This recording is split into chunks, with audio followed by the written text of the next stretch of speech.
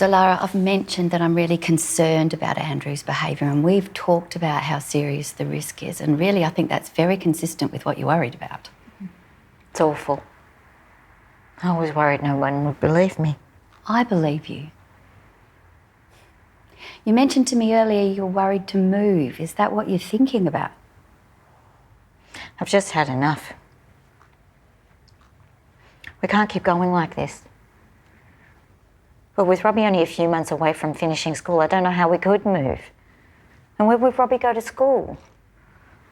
It's a tiny town. He'd find us unless we moved away completely. I won't do it. You've got a lot going on, and I can see how that might be hard for Robbie. If I understand correctly, though, you don't want to stay with Andrew anymore. But you don't know how you'd leave the home. Yeah, pretty much. I got an intervention order once years ago and stayed with Mum. But I had no money and I couldn't get a rental. Mum was living in this tiny 2-bedroom unit an hour away from Robbie's school.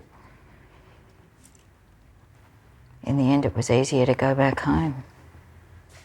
You've tried really hard, and I'm sorry the support wasn't there to make it work. Did you feel the intervention order helped? I mean, he's terrified of his reputation being ruined. He didn't try and contact us or anything. So yeah, it worked for that. Okay. It was just all the other stuff around it that, made it so difficult. No home, no money, driving all the time. Just all the constant stress and guilt. Okay, I see. It is possible to get an intervention order where Andrew would need to leave and you and Robbie can remain in the home. And we'd look at making it safer for you to be there. And we'd discuss all your options first and we'd put a lot of planning around it. What do you think? So he'd have to leave? Exactly. Maybe. I'd have to think about it first, I'd have to come up with rent. How would that even happen? That's just something that you and I would plan very carefully together. And we'd look at getting funding to help with all the things around it, like you said. We can talk about it now if you like. Yeah. I'd like to know more first. Okay. So we've started to make a plan for the intervention order and we can keep working on that next time we meet. It's a lot to think about.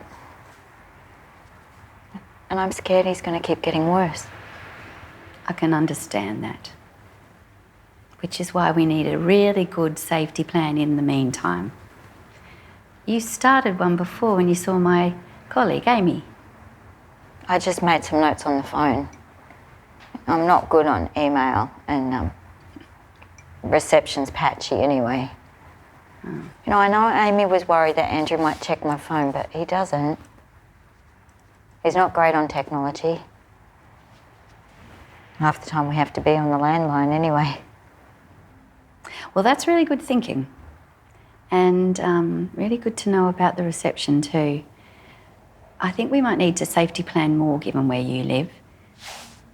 You mentioned that you've called the police in the past. How did you manage that? I can't really call them. Well, I have. There's usually enough reception or I can find some, but everything just takes so much longer to happen here.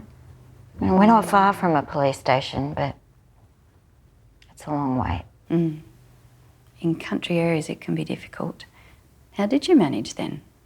A couple of times Robbie and I just got into the car and drove to the police station. You are already doing so much to keep the both of you safe. Do you always have access to the car? Has he ever tried to take that away from you? We've got two. I have my own. He's never tried to take my keys or anything. Have you been able to chat to Robbie about what to do if the two of you need to leave in a hurry? A bit. He knows some stuff and, we've had to do it before. It's just hard when you don't connect,